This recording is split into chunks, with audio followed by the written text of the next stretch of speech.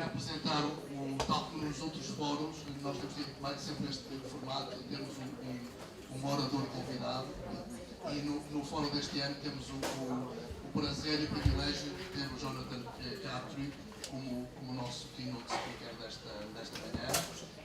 Provavelmente muitos de vocês já o conhecerão, já terão visto o currículo dele no site do Fórum. Ele é o diretor da Cyberinfrastructure do Odum Instituto para a Investigação em Ciências Sociais da Universidade do Norte em Chapéu.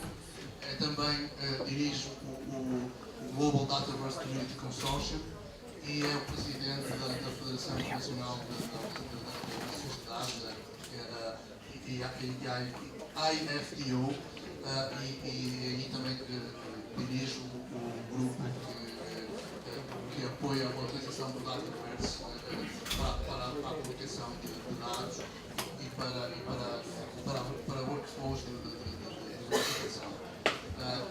O Jonathan Crabtree tem uma experiência muito interessante, que combina formação em várias áreas, em áreas diferentes, desde a engenharia às ciências, a experiência também nas ciências médicas e em biblioteconomia e ciência da informação, e portanto traz aqui uma perspectiva muito interessante e muito compreensiva sobre a problemática da gestão dos dados de investigação.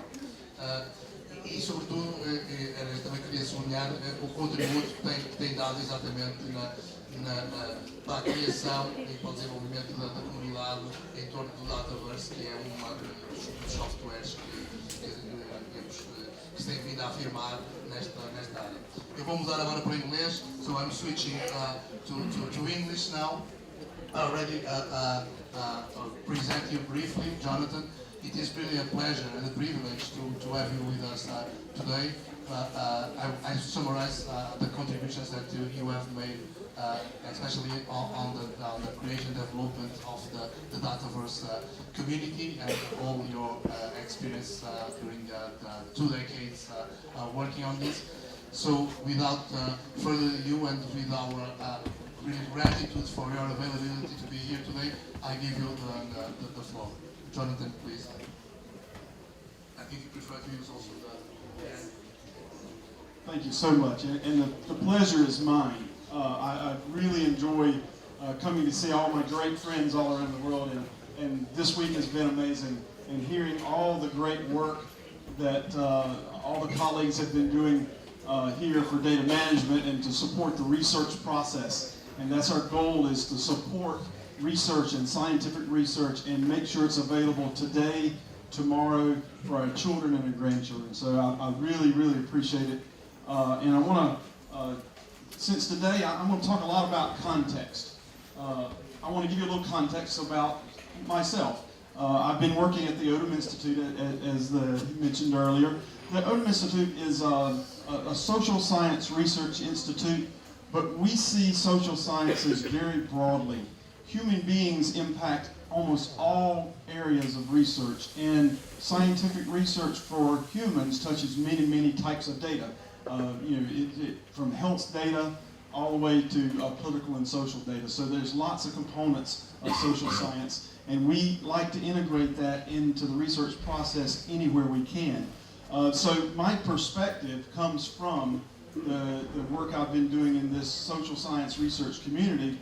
But we see that very broadly. So we have even genomics data that we work with colleagues in that. So very broad data, from health data to public planning data to even infrastructure data.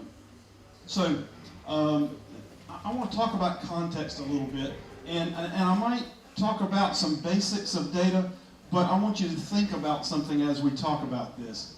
What are the components of your research? Many of you are researchers yourselves or support researchers. Think about your research. What are the components?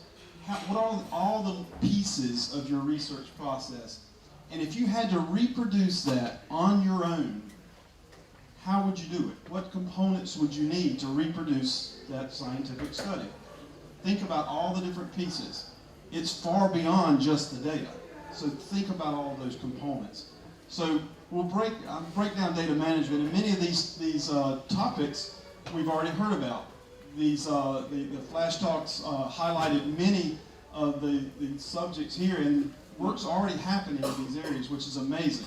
So we'll talk about what are data and where they come from, and as we talk about that, think about the context of that data, and if you had to repeat your process over again, I will have to admit, many years ago, I think I could remember things for a long time. I don't think I can remember things as long as I used to. So if I had to repeat something I did 10 years ago, and if I didn't have it documented well, I'm not certain that I could remember that today. It's hard to admit that, I think. But we're going to go through some of this and think about data. So the scientific process is really about describing our world. The world is real. There is a physical real world, or there's an anomaly you want to talk about.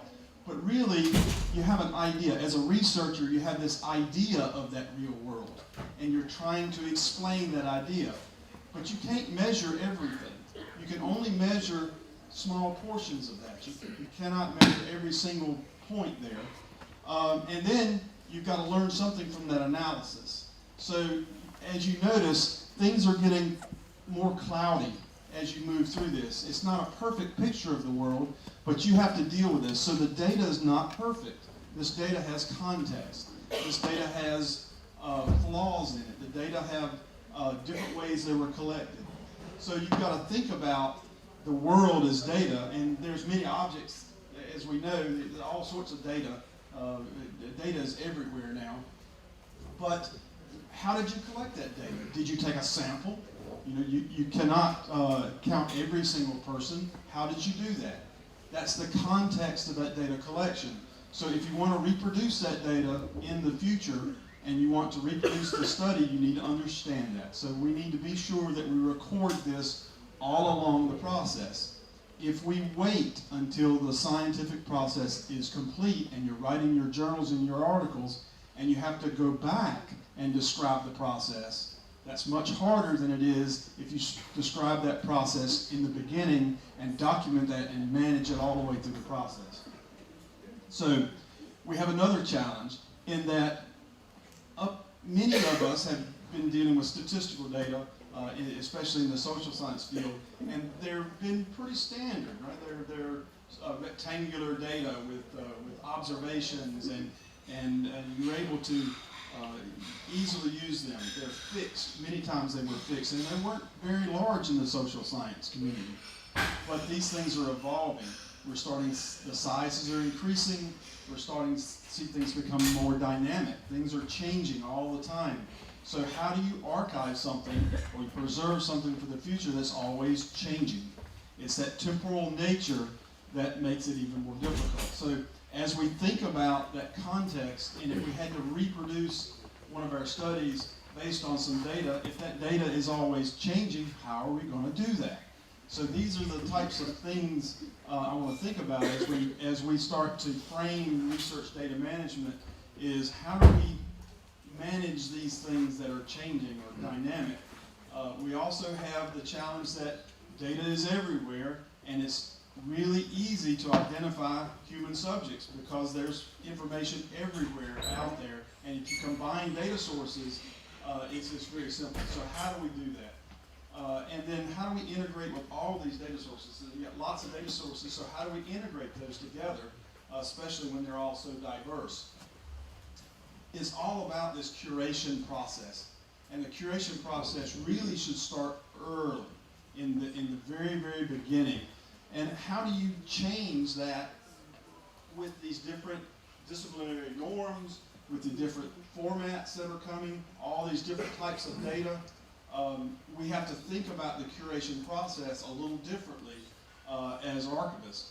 So when you manage this data through this life cycle, you're curating it all along. Researchers are not natural curators. That's not something they're taught.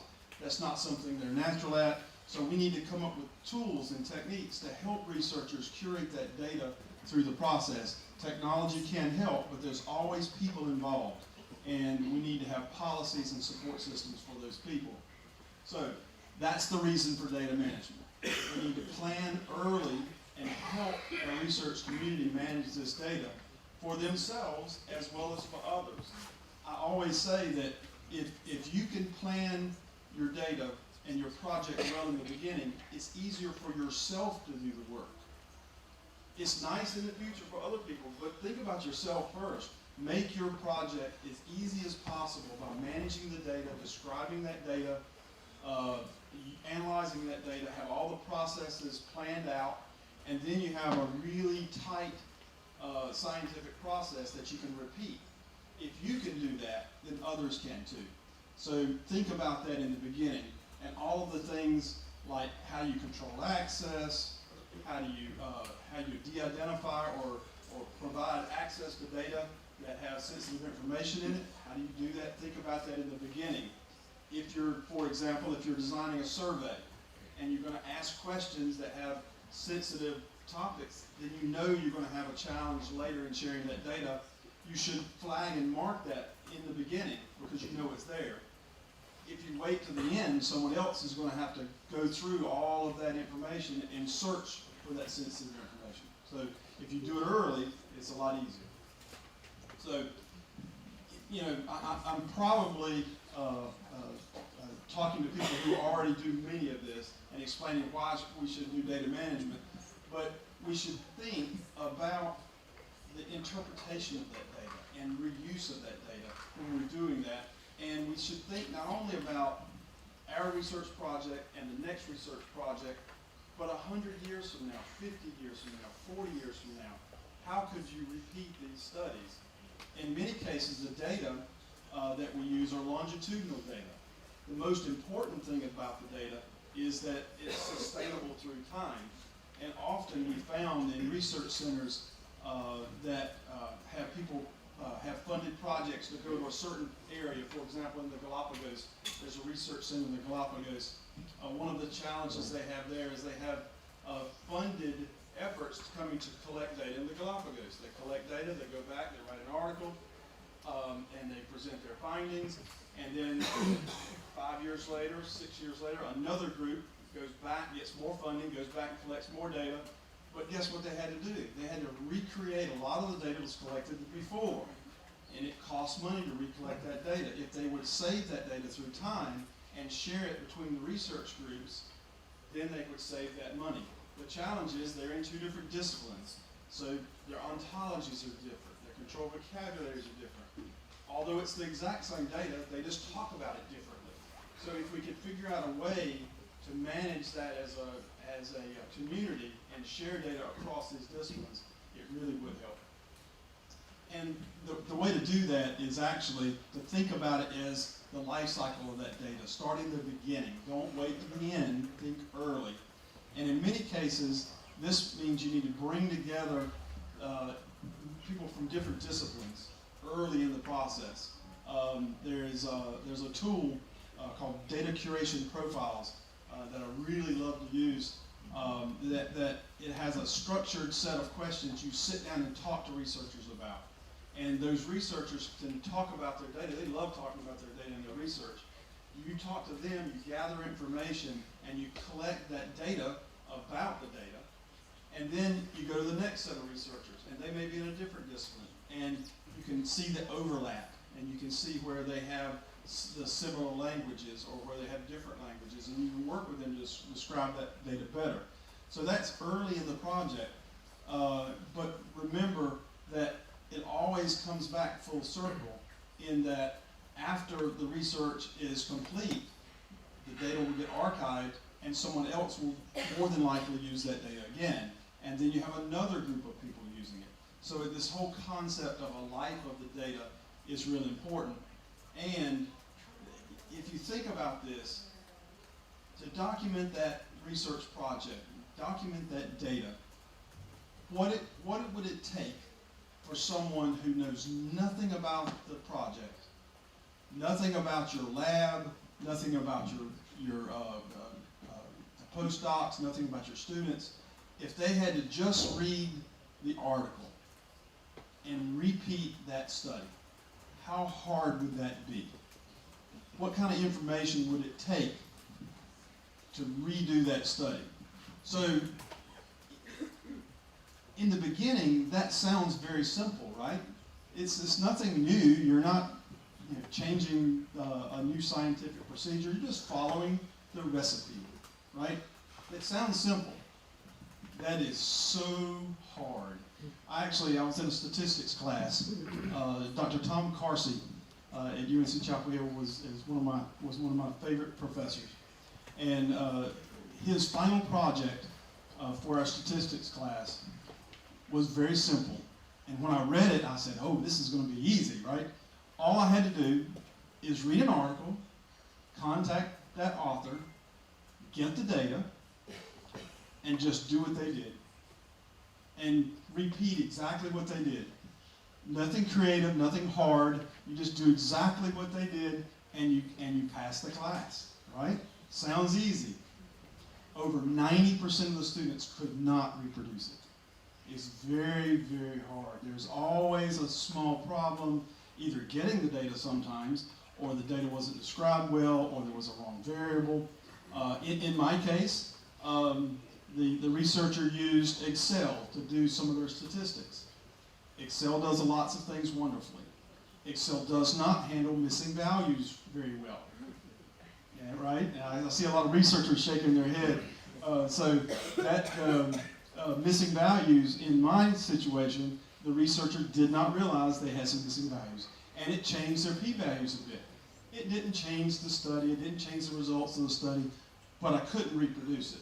And I spoke with the author and explained what happened, and they were very happy to know that that was a challenge. It was just a mistake. But I wasn't able to repeat it exactly. So, in my case, it was pretty simple. But think about it in these more longer research workflows and lab workflows when you involve machinery or instruments. And many instruments have supplies. There is a group that does flow cytometry at UNC, and they saturate the cells with a fluid, and then they use lasers to run through the fluid to come up with their imagery, which creates the data. That fluid itself, the changing of that fluid, and how you change that fluid, the brands of that fluid, all of that stuff are part of that research process, and they affect the data in the end. So just having the data is useless if you don't understand how they used in that lab all those materials. So in order to document the data appropriately, you really have to document the science appropriately. It's more than just the data. Data is, in a world, it lives in this context. And I think that is the part where we're used to doing very finite things. I have an object, I want to preserve it forever. But we have metadata around the objects. We're really good with the metadata.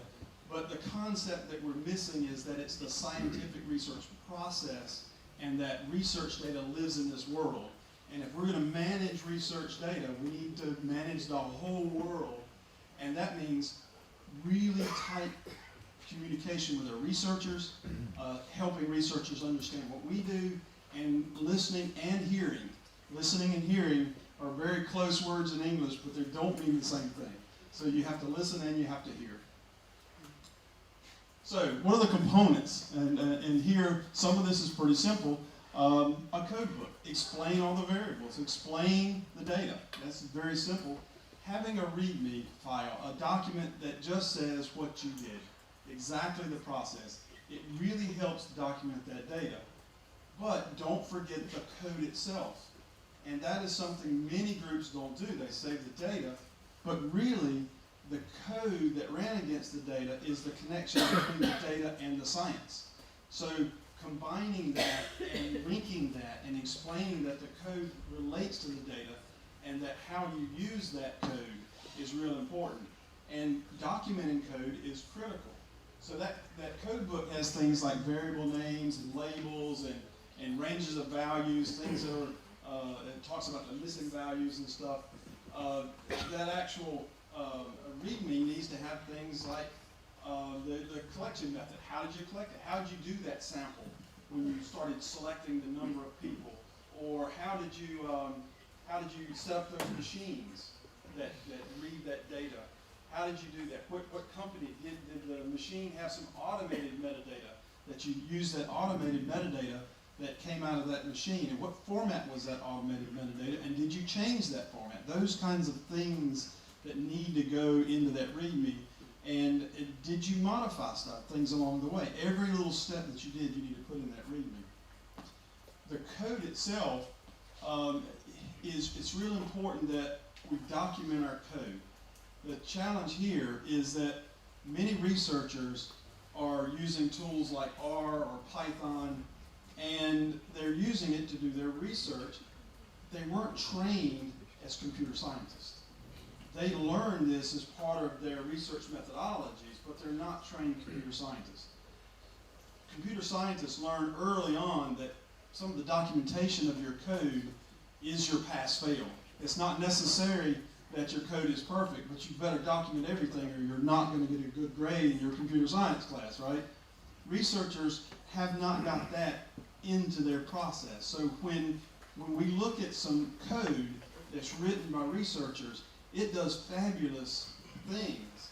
But if you don't understand it, it's very hard because there's not much documentation in that code. So what we're having to do is help researchers know what to put in there to document so they can reproduce. In many cases, code calls other code. It pulls subroutines. It pulls modules from elsewhere. We need to understand what that code is doing and where it's going to get the next piece of code and be able to make that process transparent. And I'll talk about transparency a little bit later. Data security is critical. Data security is something we've talked about this week, a couple times this week, because when you're planning for a repository, you really should think about how you're going to secure that data. In our world where there's human subjects, it is first and foremost, we must protect our human subjects.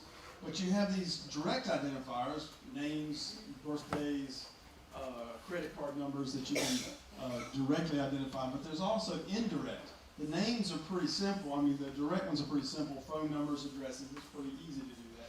But there are lots of these indirect identifiers, things like race or income or what kind of job you have. If someone were to talk about the person from North Carolina speaking in Portugal today, there's probably not too many people from North Carolina speaking in Portugal today. So it would be easy to identify that it's probably John. So this is actually a sample of some U.S. rules, the HIPAA rules for privacy in the U.S. But what I do want to mention is this last one. And this is the gotcha. And almost every one of these security policies have one of these tacked on at the end. In the U.S. it says any other number, characteristic, or code that can be used by the researcher to identify the individual. Basically, it says anything. So you're really in trouble here. If you de-identify and take out all this other stuff, but you leave that, you're still in trouble. So it's basically anything. So the responsibility is on researchers and data curators and archivists to manage this appropriately. How do we do that? When there's a huge challenge in that there's data everywhere. It's easy to figure out who people are these days. If you just have this project, LaTanya Sweeney does this project, it's a really neat thing. You can go on their website and do it. If you have in the U.S., if you're a U.S. citizen and you have your birthday, your gender, and your zip code, 87% of people can be identified uniquely just with those 3 pieces of data. And those pieces of data are easily found on public sources, all of that stuff. We've been recently doing some work for some traffic safety, highway safety, and it's amazing the amount of information that's in the U.S. that's public. Things like the VIN number of your car. The public records, you can look up that with that VIN number on your car, and you can get all sorts of information out of those records. And big companies know how to do that. They have the money to go and find that. So it's easy to identify people. So we got to come up with better ways to do that. You got to think about the threat model. the reason you protect the security is because there's threats in the world. So what are you protecting against? If you're going to protect something, you got to know what you're protecting against. So there's a couple different cases. Some of them are just unintentional human error. That happens. There's some intentional human error. But you got to look at the vulnerability in areas. So the logical areas are places where the data sit. Think about where they actually sit. But then you also got to think about where they move. So it's not, data is always in motion these days. So in transit, that data is at risk. So that's a risk. So you think about in transit how you handle that. You have all sorts of physical risk, not to mention the physical movement of data these days. Is many people don't even have a clue about how data moves in the cloud. People always talk about the cloud, right? Well, it's everywhere. For example, at UNC, we have a contract with Microsoft. And one of the areas that they tell all the staff members that we can use is Microsoft's OneDrive. Well, they've approved OneDrive for sensitive information at University of North Carolina. They got a contract, they protect the data. You can put sensitive information there. They talk about it over and over again all around the university. OneDrive is approved for sensitive data. I've heard it 100 times. But how does OneDrive work? It works just like Dropbox. Basically, you're putting it on your local machine, and then it copies up to the cloud. It's safe in the cloud, but it's not safe on your machine. If you're not encrypting it on your machine's not approved, then the data's still not safe. And it's easy for people to misunderstand if you don't understand the data movement and how that data moves. That copy local is not protected. The copy in the cloud is protected. So I spent a lot of time trying to explain to researchers that, yeah, it is, but the only way you can do it is to use HTTPS and you copy it up there with a secure protocol and it's never located on your machine. There's lots of components there. So we got to think about where are these areas of vulnerability when we're trying to protect our data. The easiest way I have found to explain it is think about the entire research life cycle. Think about early on, when you start thinking about designing your study. In our case, often it's surveys. So we design those surveys, the questionnaires, we start thinking about the population we're going to survey, where they live, who they are. You look at all the local laws. It depends on which country you're in, which, in our case, which state you're in, which county you're in. There's local laws involved. So you need to think about mitigating the risk at the beginning of your research process. Don't wait until you're toward the end.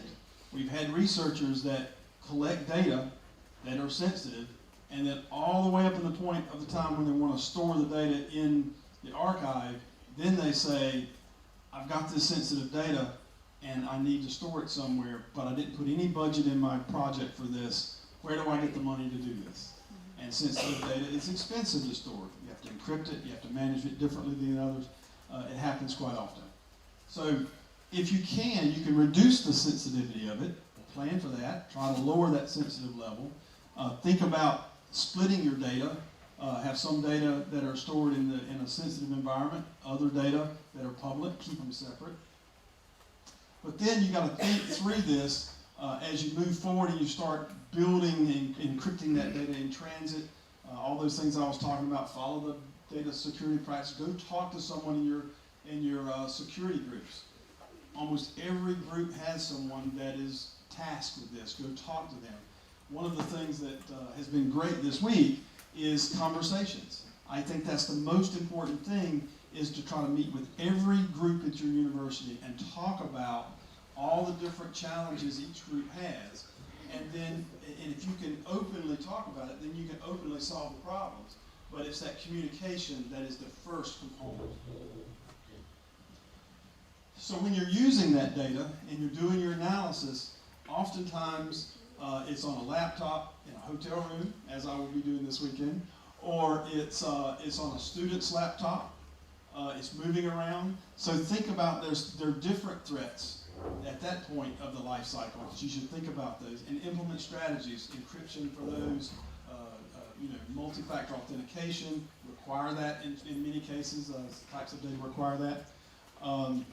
Before you put that data into the repository, work with the research team early, not late, because a lot of times research teams are driven, let's face it, they're driven by the students. The students are doing the work, right? All those postdocs and students are there. They're the ones crunching through the numbers. They're doing all this work. And many times they graduate and move on, especially in big projects, that their dissertation or their master thesis will go in one segment of the data, and they'll do that data and they'll move on, and they won't even be in your research team. It's much, much harder to recreate some of that if they've moved on. So think about this before your research analysis, before you finish using that data. Think about gathering all that information. And then when you go to deposit that data in an archive, you got to think about that repository. Is it a trusted repository? Is this one that your discipline trusts for that? Is it, does it follow best practices? What are you going to do with the data that you do want to dispose of? If you have some data that's not useful to your project and you don't feel it's useful to other projects and it has sensitive information in it, it may be the right thing not to save it.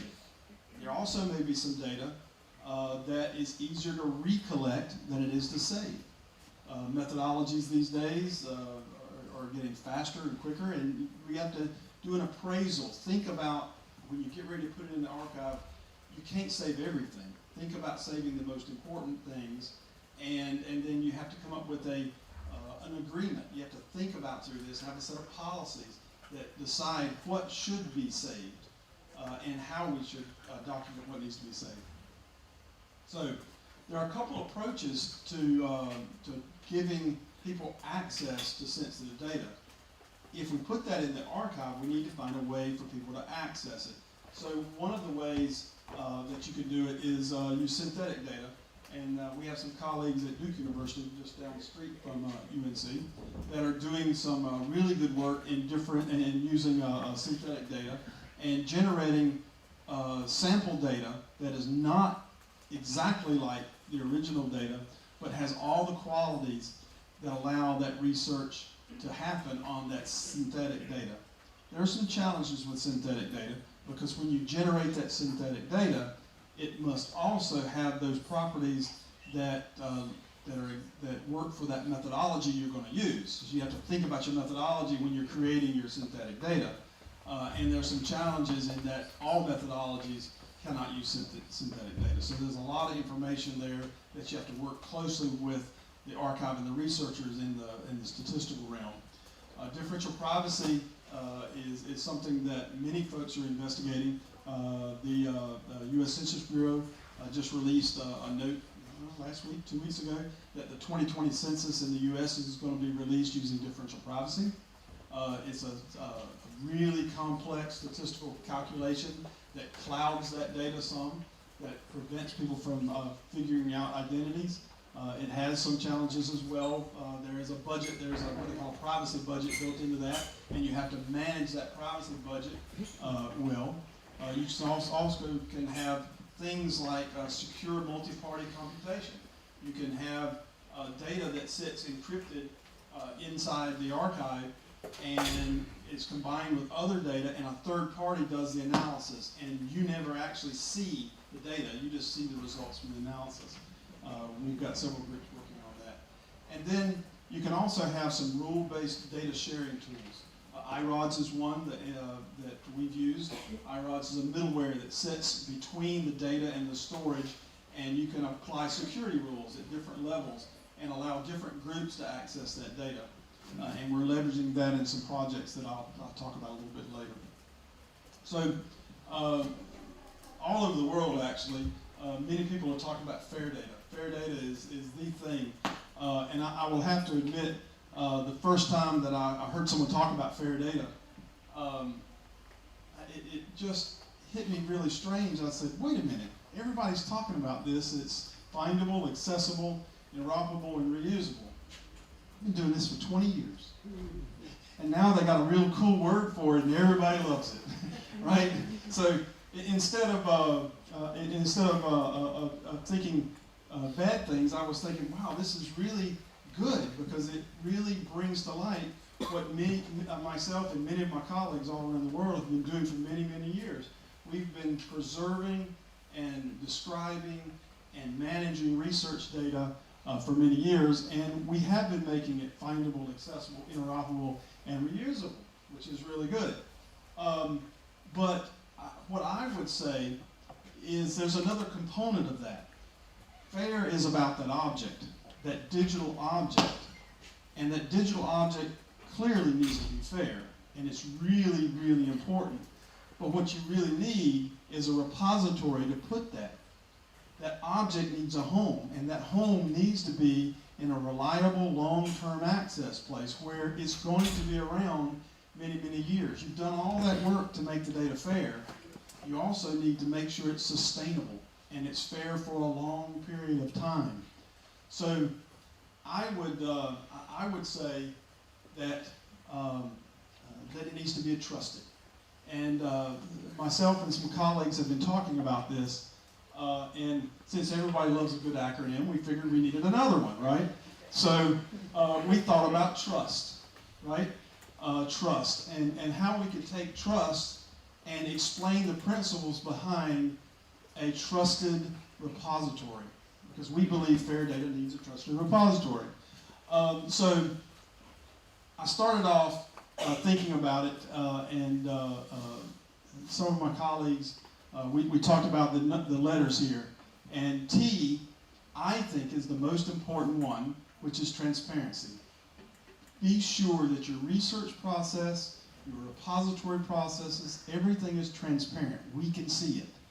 The first part of open is being transparent. You need to be sure you're transparent. Transparent is critically important in trustworthiness. You have to, in order to trust someone, you need to be open and honest with them, and that is what the transparency is. You also need to take responsibility.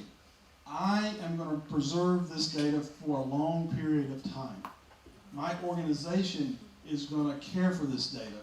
We're going to work with the community, with the research community, that we're going to do this. So we are responsible. I've made a commitment. It's a public commitment. I have a policy on our website. It's part of my mission statement that I am going to help preserve the data. So you have the R, responsibility. Right in the middle, at the heart of all of our work, are users. Users are the most important. Researchers and users are our most important asset. And I think they deserve to be in the middle here. The user community, if you start to audit repositories, you'll hear this called the designated community. And it's talking about your users. It's talking about those users and what they need. Do they need those data sets in a text format?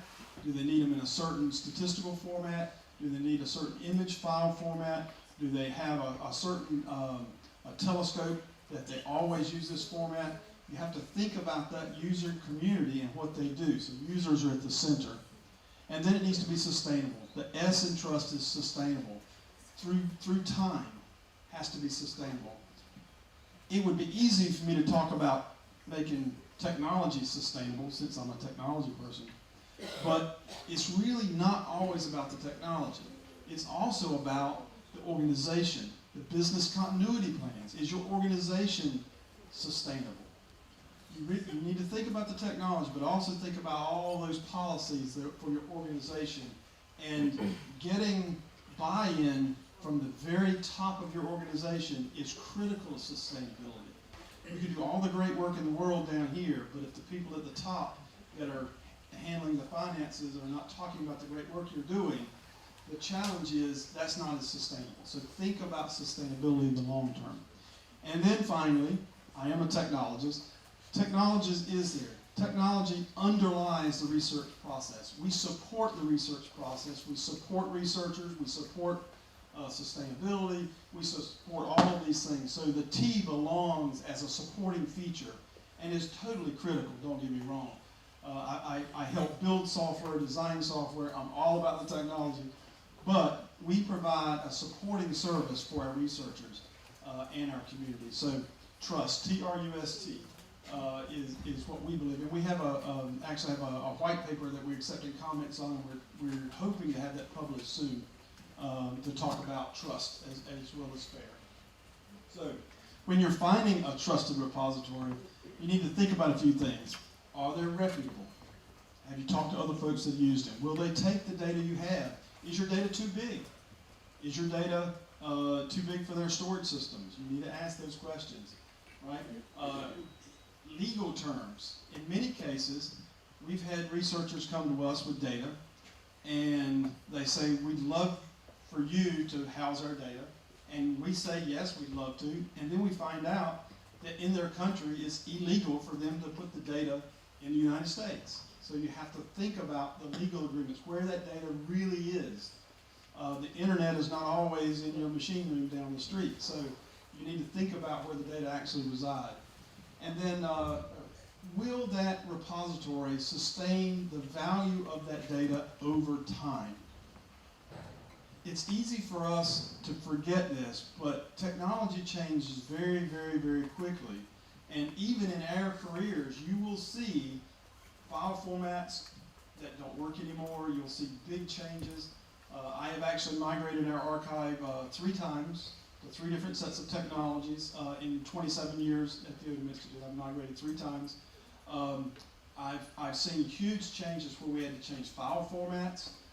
When I first started, we actually were even changing character encoding. We had some data that was in EPSIDIC. It had to be migrated to ASCII, and that was fun. But going forward, you got to think about that migration of data, and can it be sustained over time? And that means whoever's responsible for that data, long after the researcher has not touched that data, needs to be able to sustain that value in that data over time.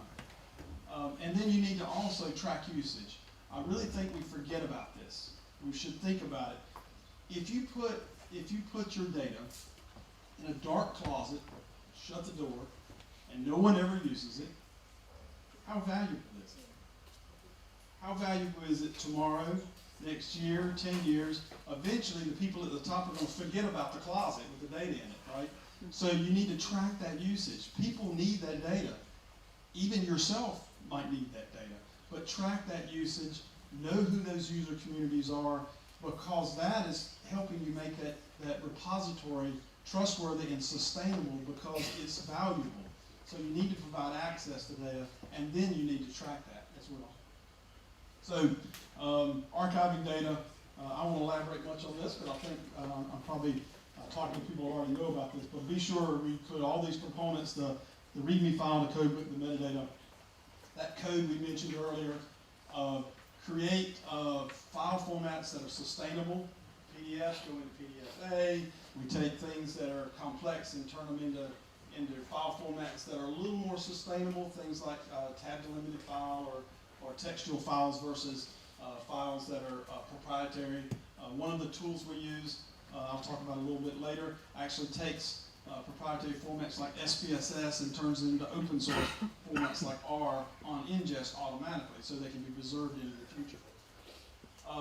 Also, think about your data use agreements. When you're working with that researcher and you have them there, be sure to put the right license on that data so you know 10 years from now or 5 years from now who can actually access that data. You may want embargoes. This is something that many researchers require. They want you to hold the data into a private space until they have time to publish. Maybe they're going to publish multiple articles on this data. You need to honor those embargoes. You also need to resolve any data ownership issues. When I first started looking into this, I thought it was pretty simple. The researchers did all the research, and that it was the researcher's data. Everybody talks about my data. You've heard people say my data many times. It gets complex when researchers work, in my case, for a state university, who have a federal contract in the United States government. Who owns the data? Does the federal government own the data? Does the University of North Carolina own the data? Does the research own the data? Does the archive own the data? You ask all of them, and you'll get a different answer from every one of them. Every one of them. The federal government says we paid for it. it should be ours. The contract with University of North Carolina. The researcher works for the University of North Carolina. They think they own it because they're paying the bills, right, for this researcher. So it's very complex, and you need to figure those things out. Some are not quite that difficult, but you need to figure those things out. The other component is provide citation. We had a discussion earlier about this today. I think that one of the challenges we have is that we're not giving our researchers credit for this data. They work hard. There's lots of work that goes on generating the data, research process, managing the equipment, managing the databases. Lots and lots and lots of work, maybe more work than it was to write the article, right? To do that. So we should give them credit for that. And that is where citation comes in. Because if we're ever going to give people academic credit for the data, we must support the citations. And the way you support citations is you come up with an actual citation set of principles. And Force 11 has done that. They did that very well. So what we've done is we tried to use these Force 11 citation principles and put them in the software, build them into the system automatically, so we provide those citations and interact with the different citations and do things like be sure you put visual object identifiers, be sure you do calculations for your data, be sure you put all the different components. There's one component here that I will mention that's a little bit unique that we use at Dataverse. It's called the unique numeric fingerprint, this UNF number here, this hash number. And this goes to, the reason I bring it up, it's because I think you should think about data, and you should think about how to cite the data. And it's not a publication, it's a piece of data. In this case, for example, remember I mentioned that we create these other formats. We take that SAS file or SPSS file and turn it into an R file or a tab delimited file. Well, in my file system, I have a copy of it in an R format, I have a copy of it in an SPSS format, and I have a copy of it in a text format. They're identical. There's the same data. The research, they didn't change, there's no different. But if I were to run a checksum on each of those, they're all different. The computer thinks they're all different images. They think exactly because they're not identical. So we had to come up with a way to do that, and Michael Altman and the folks at Harvard came up with this unique numeric fingerprint, which takes statistics. It only works for the statistical data. It takes that matrix of numbers within that data set and calculates a statistic. That doesn't change. Format might change, but that statistic doesn't change. And then they encrypt that data. And then that is the same for all of them. So the citation will stay the same whether the person uses R or SPSS or tab delimited. And there's some slight differences that can occur with some types of data. But the reason I bring it up is when you design technology to help support data, it should think about the data and think about preserving that data. And that's a little different than a repository that's just taking preprints or PDFs or image files. So data citation is really important, and I saw a couple of references earlier. We work with DataCite, and there's a Make Data Counts initiative that we're working with to build those tools to actually harvest this information. And then we also have a challenge with this data sharing problem, right? The data sharing problem is that researchers want that credit for that data. We just mentioned about the credit for the citations, but also we need data management plans, all the things we talked about in the lightning talks. Odum uses something called the Dataverse to do that, and we try to also give branding and visibility to the research, as well as to do the archival process. Dataverse is used all over the world, quite literally, and it is getting larger and larger. Actually, this slide's a little bit old. I think there's over 40 some installations now. The Dataverse project is one that I've been working with our colleagues at Harvard now for, I think about 15 years. We've been working on this process, and we've gone through many, many different iterations of it, and I've enjoyed working with this community. And I use the word community But in reality, I think it's a family. I say this quite often.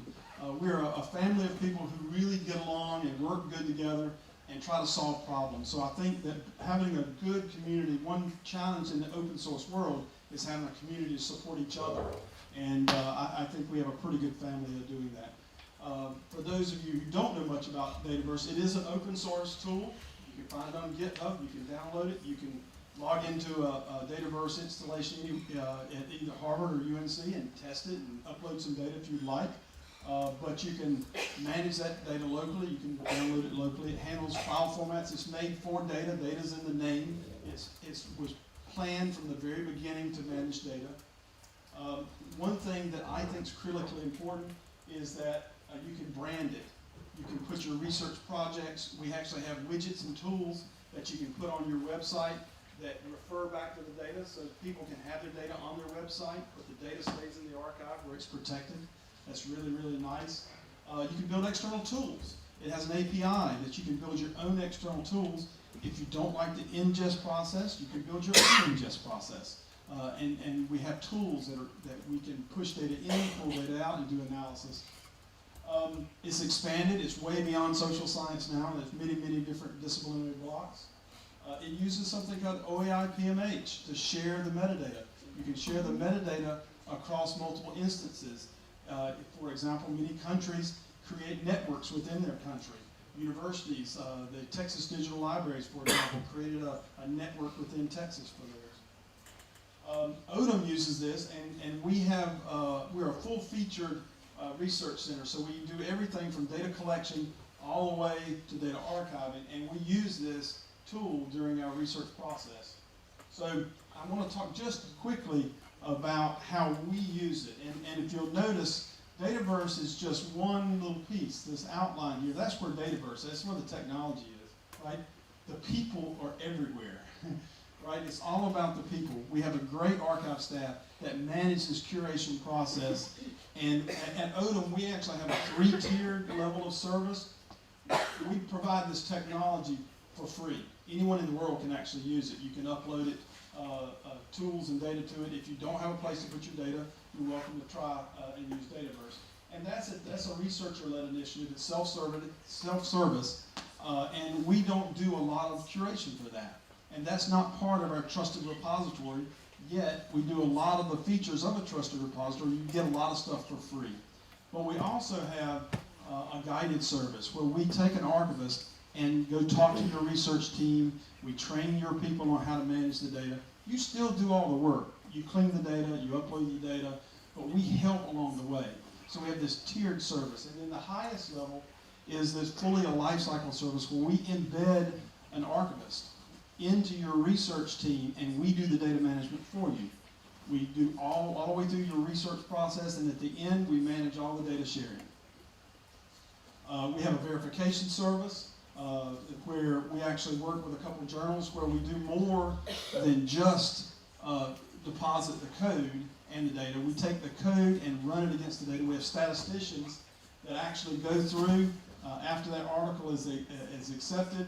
It's really a conditional accept from the journal, and then we actually have statisticians that take the code and the data and they run it. They verify that all the charts and figures that are in that article match the actual code, and there was no fake data here because we can see exactly what's going on. And then we inform the editors that yes, it did reproduce. We give it a badge of reproducibility, and then it's now open materials and open data, and it's published. This is an expensive process, and we have a lot of manual labor there, but we have a proposal and actually a grant from the Sloan Foundation to build some tools that'll help this. There are technologies that can support this process where the author can use a cloud environment that puts these things in a Dockerized container and allows you to use Jupyter notebooks and workflows to manage that data, and then you can run the code against the data, and then when it's exactly right, rather than just deposit the individual code and data files, you can deposit these Docker files that have the whole environment encapsulated, and then it's reproducible. And this will be much cheaper because the researcher can find the areas much quicker than we can have a statistician who hasn't been familiar with the research project. So one last project I'll talk real quickly. We mentioned about sensitive data, and you need to provide access. If you're going to save that sensitive data, it doesn't need to be dark in the closet. That's a challenge, providing access to sensitive data, because there are many policies. And it's not policies just at the data level. There's policies at the university level. There's policies that go on computer systems. There's training that researchers must have to access data. All sorts of different data use agreements that are out there, and managing that paperwork is extremely hard. And that's a human process now, managing that paperwork. We're developing a tool where the data stay in the enclave, and we have a trusted remote storage agent that actually just pushes this metadata into Dataverse. It uses a JSON packet to push all that rich metadata into the Dataverse, but the data stay in the archive behind the firewall where it's trusted. And then we have a notary service that actually coordinates with the researcher, coordinates with your institutional review boards or government agencies to make sure these researchers actually have access to the data. Once they have done all of the things they should, all the paperwork signed, all the information they've done, once all that is signed and done, then a set of encrypted keys are created and managed. And the only way you can get this data into the enclaves and into the computing environments is that if all the keys are satisfied, and it's done in an automated fashion. So you don't have to manage access. You basically manage these keys in this secure environment. We're hoping to start implementing that. It's in a pilot phase right now. Other than that, I'll stop and take some questions.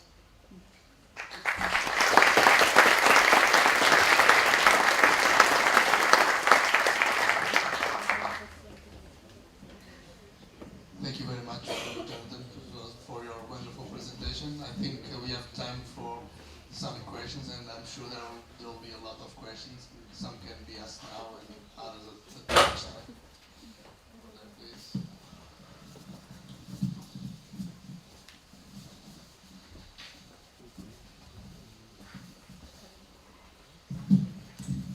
Miguel Conceição from the Research Support Office, University of Aveiro. Thank you very much for your very interesting presentation, and which, if I may say so, provided a striking contrast with the previous presentations this morning.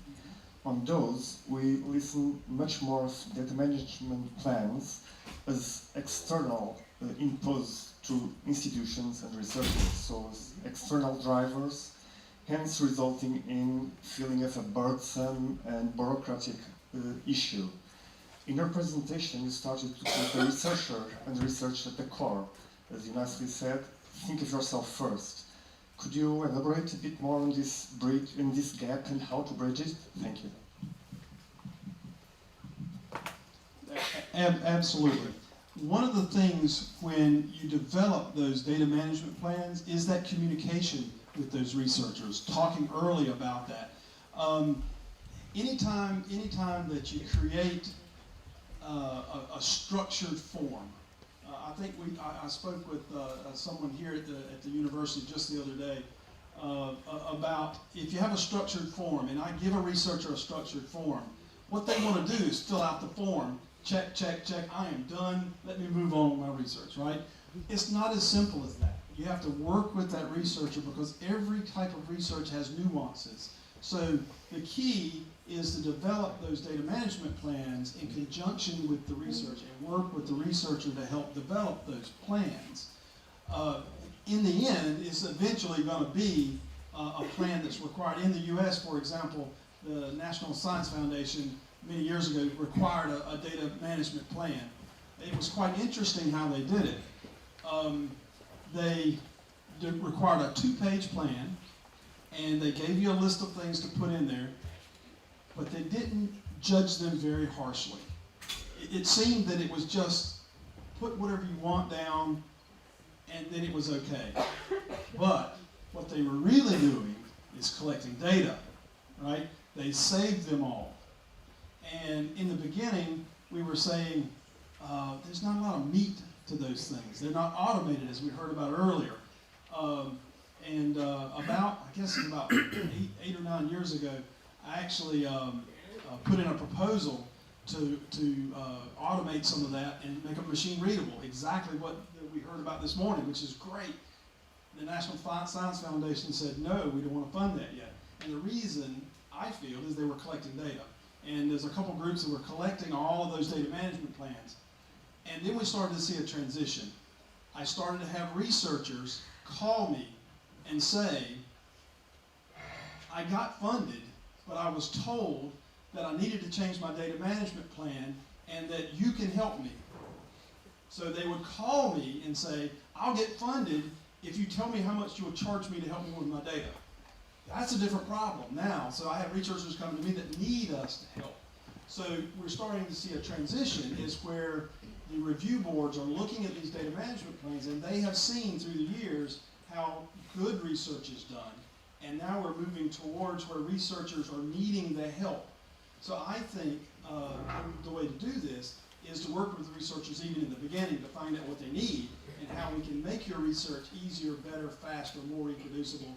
And then we put that into these data management plans. And of course, for the metrics, we can automate those. We need to automate those and make them. But I do think you're right. I think we should work with our researchers because we are supporting you. That's why we're here. Yeah. Two other questions there, and then I think we need to move on to the next session.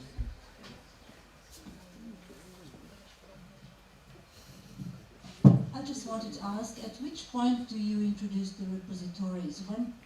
When you're making your data management plan, when do you decide this is the repository that I want to use? Is it at the beginning, in the middle, when? So we always like to talk with our researchers early. That doesn't mean it always happens. In our case at Odum, we are a little bit unique in that we are part of the entire research lifecycle. We have a repository, we have an archive. We also have people that teach survey methodology, we have people that teach data collection methods, we have people that help design studies, we have statisticians, we have people through the whole, we do training on all the different types of methodologies. So we're uniquely in a place where we see people early in the research lifecycle. And this is the perspective that I come from, in that we have seen that if we get involvement early and we choose that repository early, it's much cheaper, it's easier, researchers are not stressed out, it's an easy thing, we solve all their problems for them. So choosing it early is much, much better. But you need to communicate with the researcher, because often the funder has a requirement that it needs to be in a certain repository or a certain area.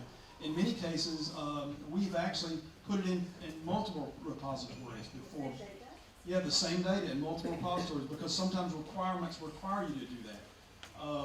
Especially, for example, in the US genomics data, dbGaP, you have to put your sequence data there, it's required.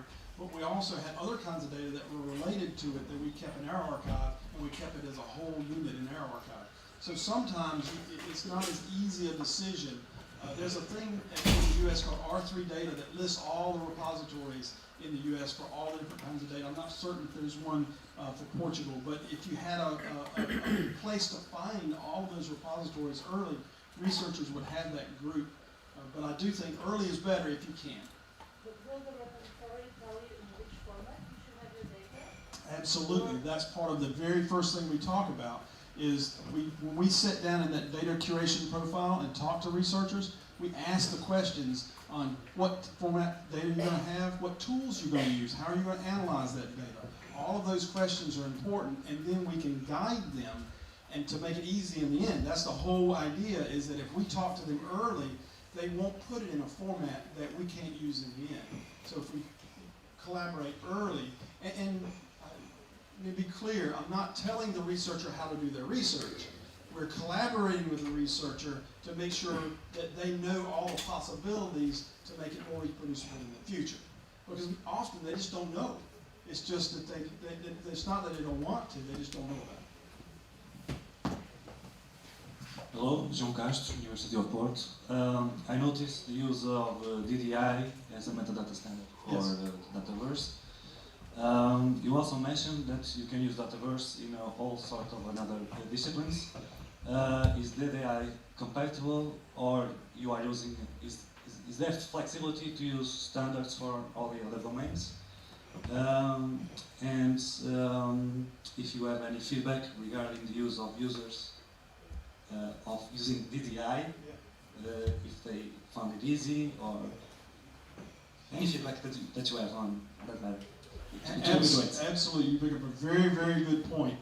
In the beginning, 15 years ago, when we started working with Dataverse, Dataverse was for quantitative data in the social sciences. Quantitative data in the social sciences, almost worldwide, is described with something called the Data Documentation Initiative. It's very, very granular. It goes down all the way to the variable level. Inside our metadata, we can actually calculate statistics, the descriptive statistics, and store it inside the metadata file.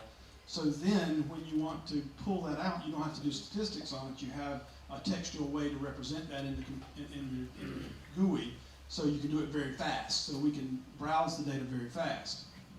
Having said that, many years ago, we decided that DDI, while very extensible, and we could probably shoehorn many of these other disciplines into it, that is not the right approach.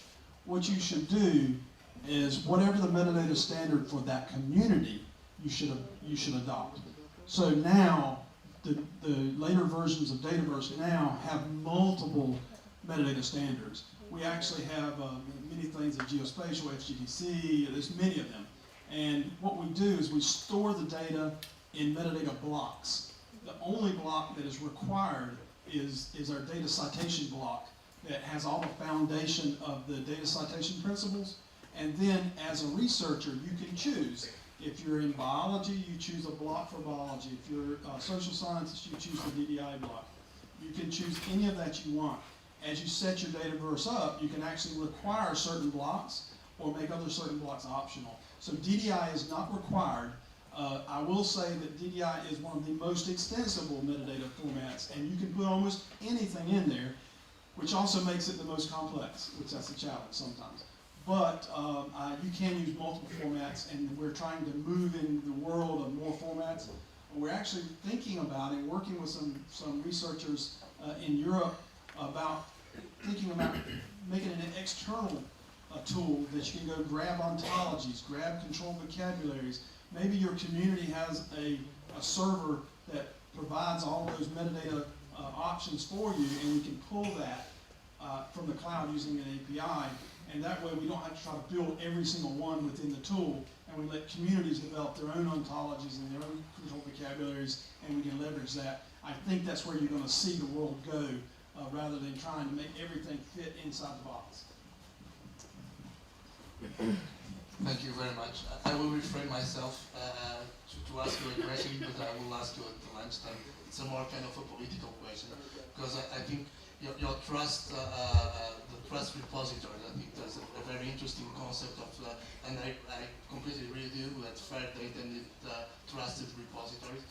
But my question for the lunchtime is how that will be, especially the S of sustainability, is compatible, or there is a tension between trusted repositories and the tendency, especially in the United States and even here in Europe, from some universities to differentiate research data services and research data infrastructure to commercial third parties, if that is not a risk for the trust of repositories. But anyway, thank you very much again for your presentation. Another round of applause, please, to John.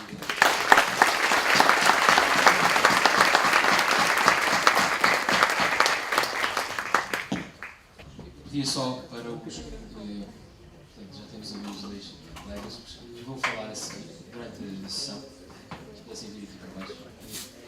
Isto é, temos aqui 3 momentos nesta sessão da RDA, portanto, se pudessem vir para cá, vocês venham para cá para baixo.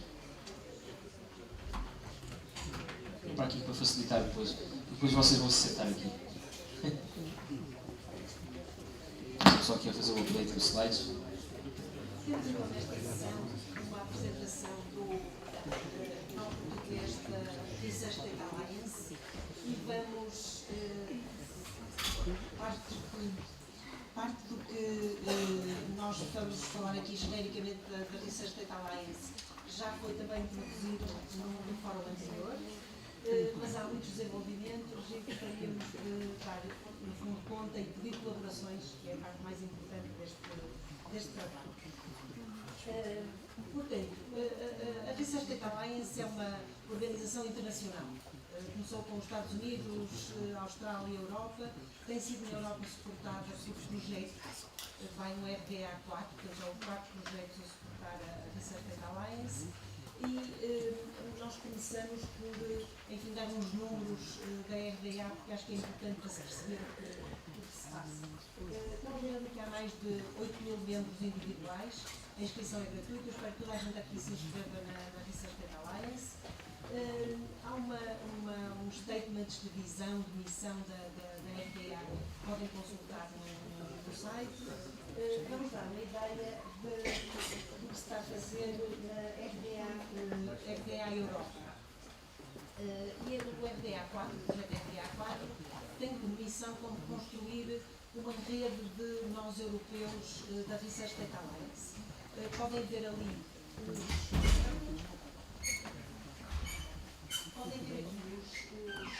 nós que foram chamados nós pioneiros, no sentido de que começaram ainda antes do início do projeto.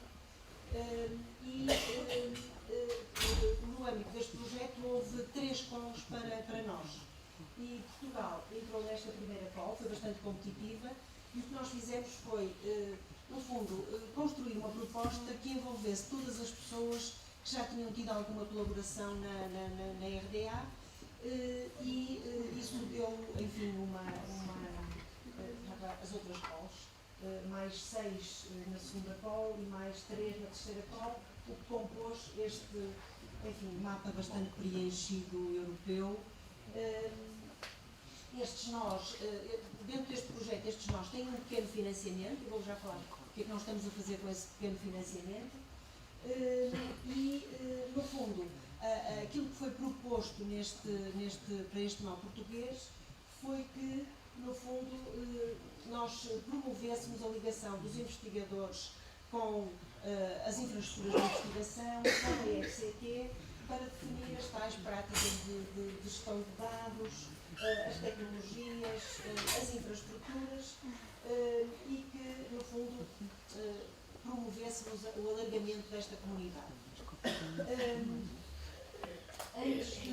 Já antes deste nó, havia 58 pessoas registadas na RDA, portugueses, e, enfim, o João Rocha, que está aí, já era co-chair de um grupo de interesse na RDA, já se tinha constituído um grupo chamado RDA em Portugal, e tínhamos várias participações em plenários, que são as reuniões 2 vezes por ano da RDA. E, portanto, a nossa proposta foi aquelas pessoas a promovê-la, e a razão é que aquelas pessoas já, de alguma maneira, estavam envolvidas com a RDA. Mas a ideia é que, no âmbito deste nó, as pessoas se vão juntando mais pessoas de mais instituições, e que vamos, no fundo, realizando ações junto de comunidades disciplinares e junto também das infraestruturas do roteiro nacional. Fizemos uma coisa chamada, uma pequena análise das nossas forças e fraquezas, oportunidades, etc. E, portanto, enfim, uma das forças do nó português está aqui nesta sala, não é? Muita gente interessada nesta área. Mas, por outro lado, do ponto de vista de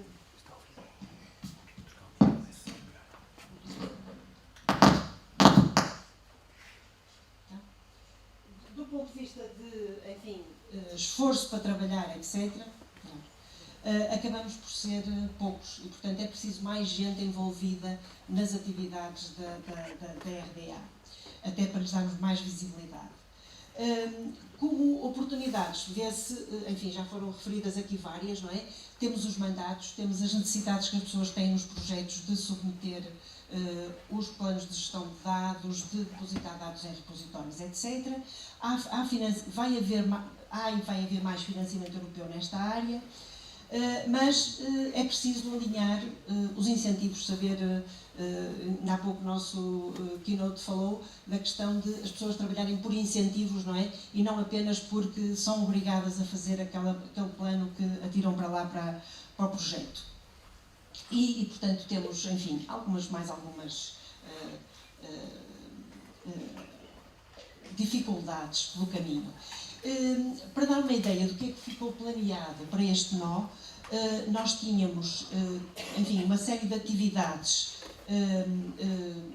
promovidas pelo nó, que envolvem organização de eventos, participação em eventos, portanto isto conta aqui como uma participação num evento nacional em que as pessoas ficam a saber melhor, um pouco mais sobre o que se está a fazer no nó português.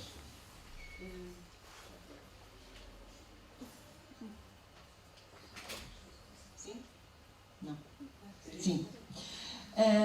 E participações nos plenários também.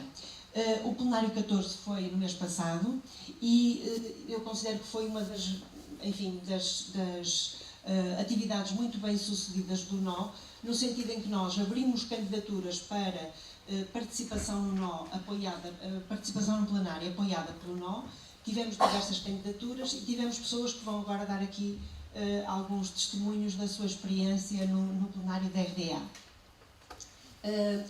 Enfim, é importante as pessoas inscreverem-se para irem sabendo destas oportunidades e, portanto, nós vamos também apelar a que se inscrevam no nó português e no grupo do nó português na Research Data Alliance.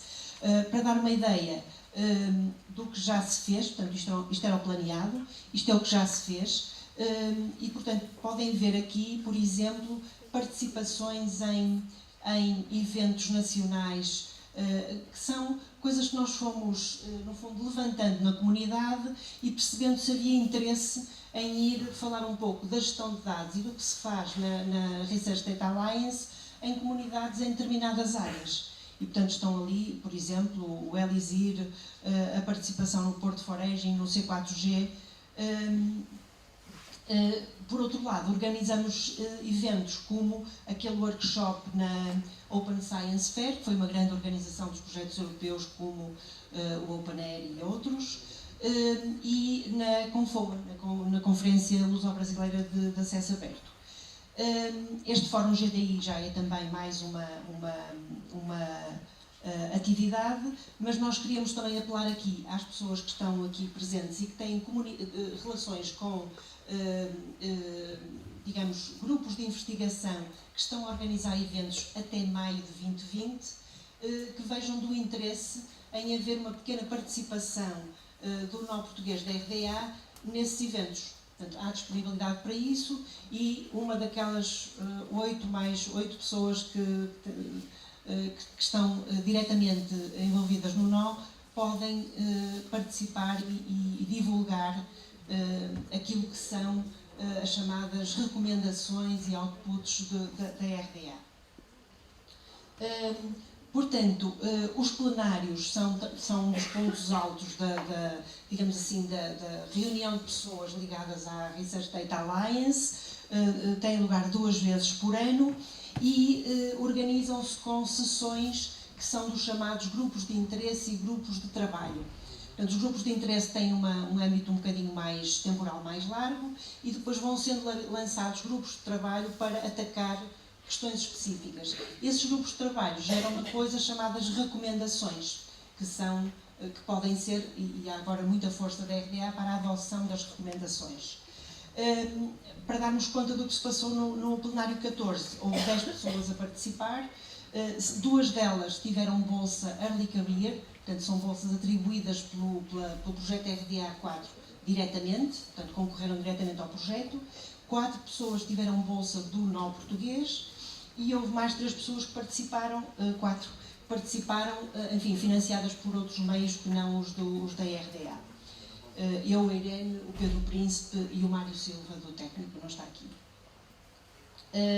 E, portanto, vamos passar aqui a uns rápidos testemunhos das pessoas que estiveram no plenário para se perceber o que é que pode tirar de um plenário da RDA uma pessoa que, enfim, conhece pouco do que se está a passar na RDA e cai lá de repente pela primeira vez. E, portanto, eu e a Irene deixamos o palco para os 6 participantes.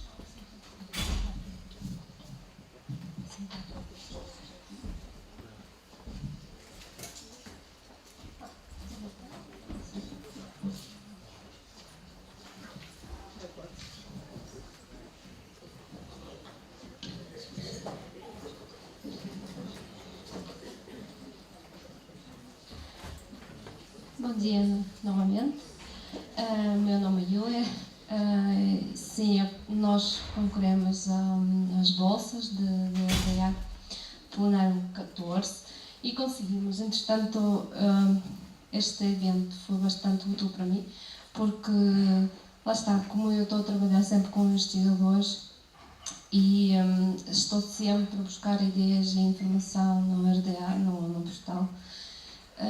Queria também partilhar as minhas ideias, o nosso trabalho também que nós estamos a desenvolver e conhecer profissionais desta área pessoalmente.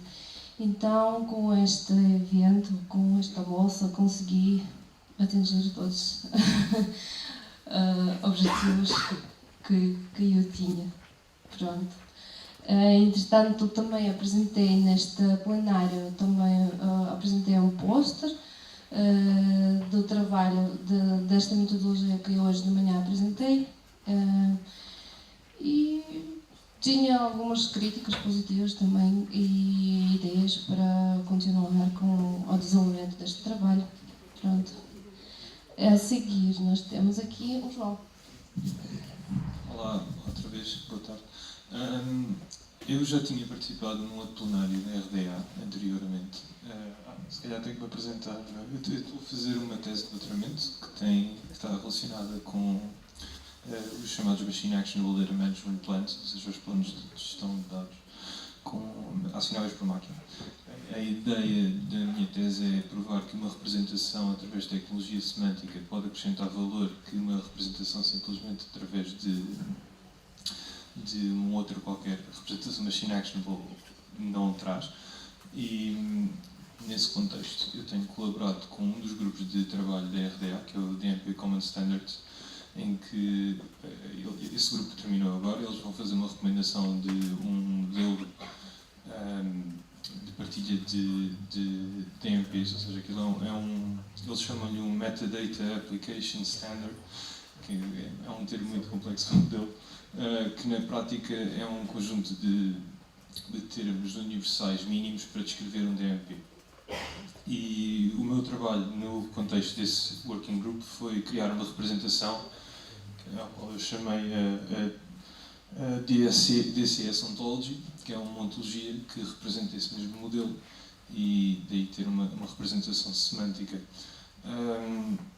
Trabalho em particular no plenário. Eu também apresentei um póster que relatava o evento de treino que nós desenvolvemos no contexto do BioData-PT, e também fui apresentar na sessão do DMP Common Standards essa ontologia e um pouco o que a acompanha. Acho que posso passar. Quem é que eu passo? Ângela Lomba. Bom dia ou boa tarde. Portanto, eu sou investigadora doutorada na interface entre a biodiversidade e as políticas. Portanto, o meu core de investigação é nessa área, mas já há alguns anos para cá que tenho vindo a desenvolver trabalho na área e é uma questão que me preocupa, a gestão de dados e a partilha de dados, que é cada vez mais premente na área das ciências exatas, das ciências biológicas. Tenho vindo a desenvolver trabalho com os colegas do INESC nesta área e, portanto, a grande mais-valia, não só para mim como para os que trabalham comigo, foi perceber que há todo um conjunto de pontos de contacto e convergência entre o nosso domínio e os outros domínios, que não são assim tão diferentes, e que os desafios e as oportunidades que se colocam são semelhantes. Portanto, eu foi a primeira vez que estive num plenário da RDA. Fiquei bastante impressionada com a facilidade com que nós podemos mover-nos e entender e compreender e discutir os outros elementos da comunidade, que me impressionou muito. Além daquilo tudo que podemos aprender em termos dos estándares e na necessidade de trabalharmos juntos para termos pontos comuns e convergirmos para as mesmas práticas. Eu trouxe alguns dos pontos em que eu trabalhei, que são mais da minha área, do meu domínio, e portanto conseguir essas reuniões e grupos de interesse e discussão. E de facto é espantoso que há todo um mundo que nós muitas das vezes desconhecemos e que já está a trabalhar em questões que nos preocupam a todos como investigadores, e acho que isso foi de facto uma grande mais-valia para o meu trabalho. Eu tinha trazido apenas 2 pontos que tinha realçado das reuniões mais relacionadas com o meu domínio, contudo, a facilidade com que qualquer um de nós, pelo menos eu que não faço investigação core nesta área, integra um plenário, as plenárias e as explicações, de facto, foi uma experiência única. Acho que posso passar para o André.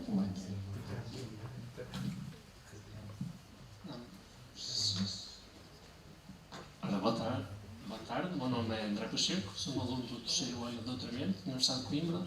Enquanto não fazer uma tese em Ciência da Informação, mais especificamente a minha área está na arquivística, e a tese está relacionada com a autenticidade e metadados. A nossa ideia para a minha tese é comparar um conjunto de normas da descrição arquivística para perceber quais são os metadados que elas usam para estabelecer a presunção de autenticidade. Depois, com base nesta visão global das normas, tentar chegar a um conjunto de metadados essenciais, fundamentais, que devem ser considerados indispensáveis para descrever documentos de arquivo autênticos. Ora, estando a minha tese relacionada com metadados, esquemas, normas, gestão de informação, há uma afinidade natural muito grande com as linhas de investigação da RDA. Por isso há uma pluralidade de grupos dos quais me interessava, mas gostaria de destacar o grupo de certificação de repositórios digitais. Porque enquanto que a maioria das discussões se centrava em como fazer a curadoria dos dados, como torná-los FEG, etc., este foi o único grupo que levantou a questão da confiabilidade dos repositórios. Que também, curiosamente, foi uma questão levantada pelo nosso Keynote, que foi, por muita curadoria que seja feita, por muito investimento que seja feito em tornar os dados FEG, é preciso portar-lhes uma casa, e é esta casa que lhe vai dar a visão de médio e longo prazo. Por isso, considero que foi um grupo muito interessante, mas havia outros grupos extremamente interessantes também, relacionados com semântica, nos aspectos técnicos em que eu não quero entrar.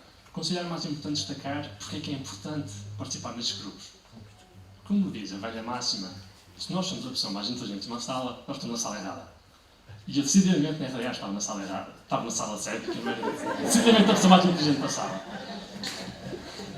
Mas isto é muito bom, porque isto incute uma sensação de medo.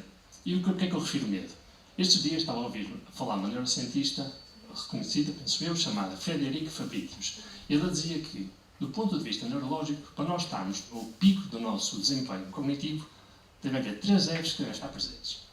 O primeiro é fear, o segundo é fun e o terceiro é focus. Eu não vou falar de fun nem de focus, vou falar de fear. Ela dizia que nós sentimos medo, era fundamental para que o nosso cérebro ficasse alerta, e que se traduz em ter um trabalho que está ligeiramente acima das nossas possibilidades e te estimula-nos e tira-nos da nossa zona de conforto. E para mim, participar na RDA foi decididamente sair da minha zona de conforto.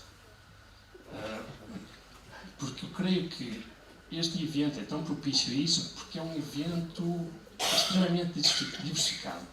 Diversificado do ponto de vista geográfico, há pessoas de todos os países, por isso também diversificado do ponto de vista cultural e do ponto de vista científico, há muita gente de várias áreas. E, na minha opinião, esta diversidade traduz depois na natureza do discurso e das discussões. As ideias são muito plurais, há muitos pontos de vista. Isto é muito rico e é fantástico.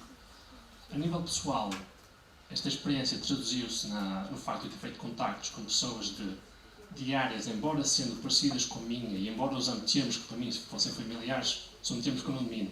E mesmo assim eu dei por mim estar envolvido em projetos, em discussões, em compromissos, dos quais eu não percebia muito, e por isso me incuta algum medo, mas ao mesmo tempo também é um tipo de desafio que eu quero ter, porque é o tipo de desafio que me estimula a evoluir.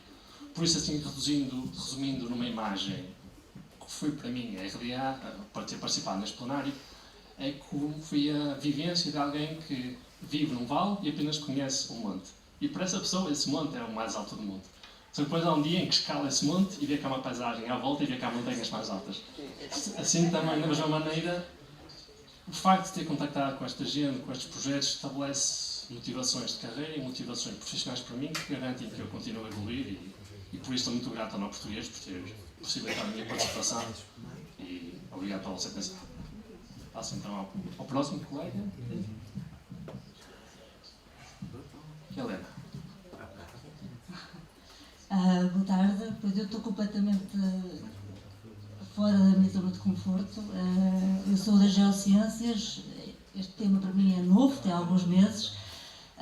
Eu sou responsável pela implementação de serviços e produtos de uma infraestrutura de investigação em Portugal, que é o Colaboratório para as Geociências, portanto reúne várias equipas de trabalho relacionadas com a geologia, geodesia, geofísica, geoquímica, etc. em Portugal. São grupos de pessoas que estão ou que têm como objetivo fornecer dados que devem ser disponibilizados a toda a comunidade científica, a quem tiver interesse, dados, equipamento, produtos gerados através destes dados. Portanto, uma preocupação que nós temos, e eu estou na RDA um bocadinho numa posição egoísta, porque quero absorver essa informação, não tenho muito para vos dar, a não ser este caso de estudo, não é? Mas, portanto, preciso da RDA para me ajudar a desenvolver Data Management Plans, porque são grupos que têm muitos dados de vários formatos. Algumas coisas nós vamos simplesmente fazer um link para sítios onde esses dados já são disponibilizados, mas esperamos que no futuro hajam mais dados a ser disponibilizados e que a gente tenha para cada grupo de trabalho um Data Management Plan. E, portanto, a minha participação no plenário em Helsínquia foi ir a muitos grupos que cobrem áreas das geociências e tentar absorver o máximo de informação possível para agora, seguindo as recomendações da RDA e trabalhando em colaboração com a RDA, o novo português, poder ter no Colaboratório para as Geociências esses planos de uma maneira estruturada e útil, etc.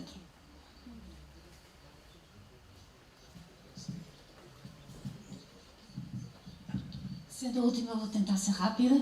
O meu nome é Susana Barbosa, sou investigadora no INESC-ID e trabalho em clima, monitorização atmosférica, oceanográfica, interação espaço-terra.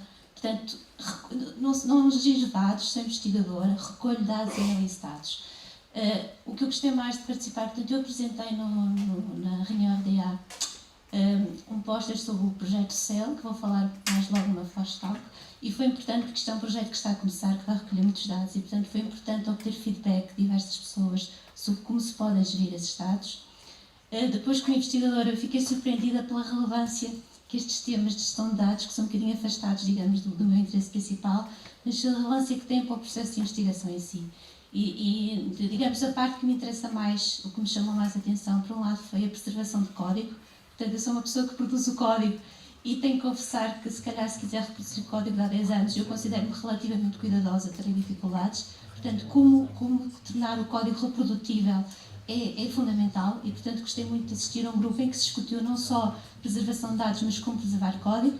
E depois outro aspecto que também é muito querido e também é relacionado com a reprodutibilidade da investigação tem a ver com a utilização de notebooks, precisamente de Jupyter. Eu sou fã de Jupyter, mas notebooks computacionais em geral, para permitir passar precisamente do processo que os rodeia até os meus resultados. Portanto, eu produzo os resultados, mas tenho que os documentar e posso garantir que, do ponto de vista do investigador, é extremamente complicado.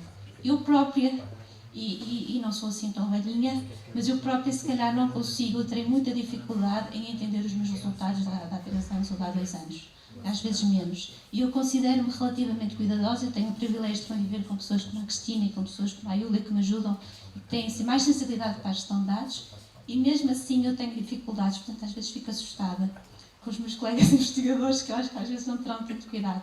E quando estamos a falar de clima, estamos a falar com dados muito grandes e temos que não só documentar os dados que usamos, como todo o processo para chegar a um dado resultado e ter consequências, inclusivamente societais importantes. Não é? Portanto, temos uma grande responsabilidade em documentar esse processo todo.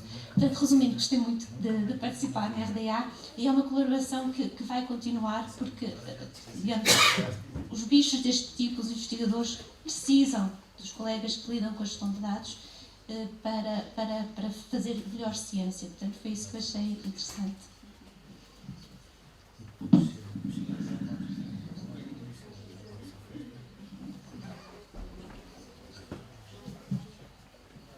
Eu acho que estão tão bem ali que podíamos deixá-los ficar, não é? Deixem-se estar, eu acho que estes testemunhos mostraram realmente que nós, neste plenário, fizemos um bom trabalho. O Nó Português fez um bom trabalho porque levou não apenas os convertidos, não é?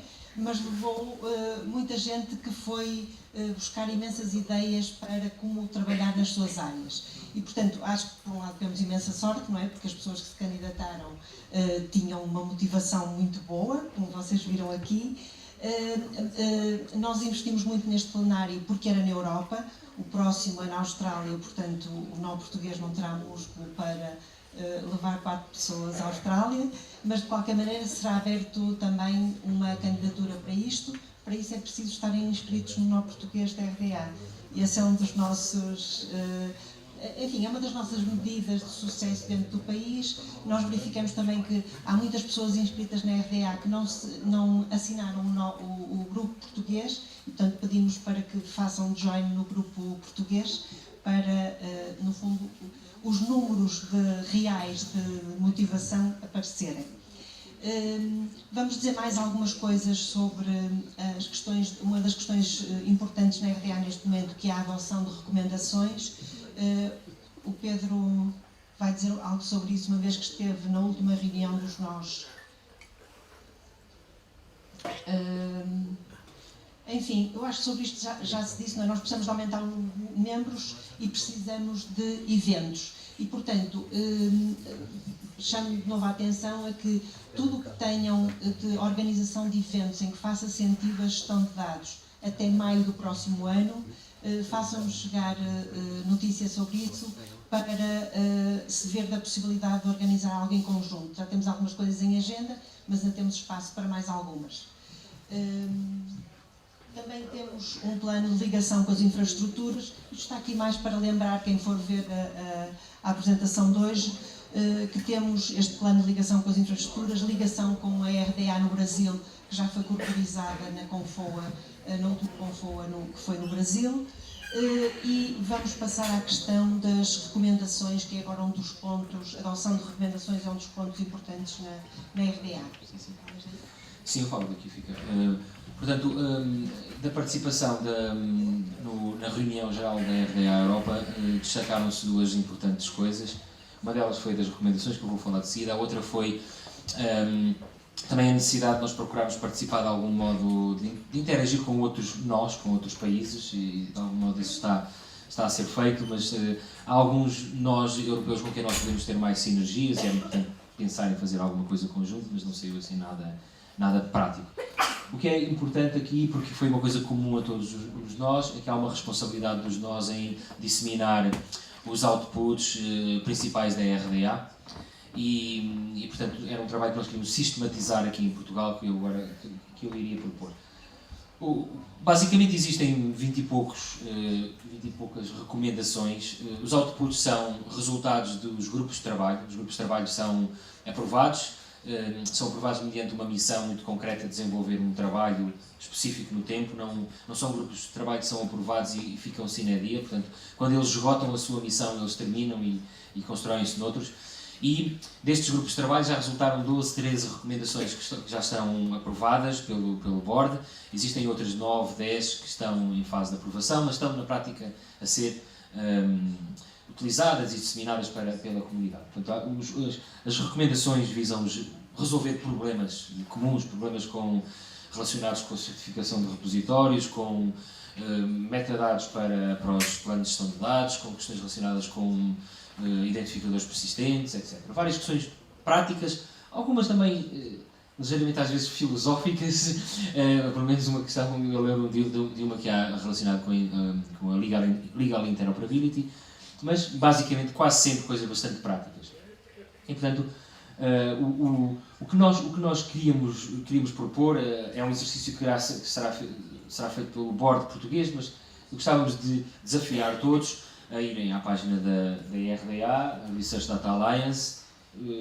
Estão em grande destaque as recomendações e os outputs.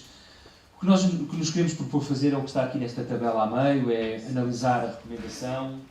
Normalmente aquilo tem um target grupo da recomendação, e qual é que é o impacto dessa recomendação, e depois nós procurarmos ver estas 3 colunas em Portugal, que é, se nós vemos alguma adoção a ser feita por alguma comunidade, por alguma instituição, portanto, nós vamos fazer essa análise de nós para a comunidade, mas era interessante que nós lançamos aqui o desafio, que isso ficasse na vossa agenda para os próximos 2, 3 meses, nos fazerem chegar, se analisando as 20 recomendações, 21, se vocês veem algum potencial de adoção em alguma realidade vossa, em alguma política, em algum termo de uso, em algum repositório, em alguma ferramenta.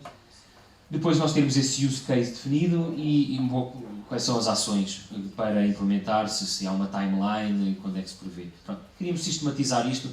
Foi uma ideia nossa, do meu português, que acabou por ser apresentada à RDA Europa e que foi acolhida, e portanto esta tabela que nós preparamos está a ser usada pelos outros nós, europeus, para fazer o mesmo exercício. Pronto. Há vários tipos de recomendações, só queria destacar, aproveitar aqui 2 minutinhos para destacar. Está aqui uma que já foi mencionada hoje várias vezes, que é uma que já está em produção, um exercício que é um processo de auditoria e certificação de repositórios para terem um selo de confiabilidade.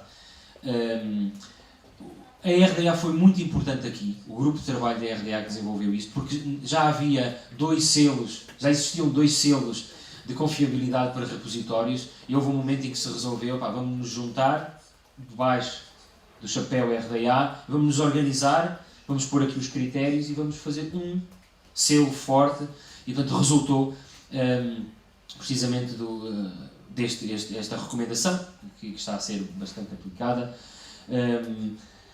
Existem outras, como relativamente aos identificadores persistentes, para registro.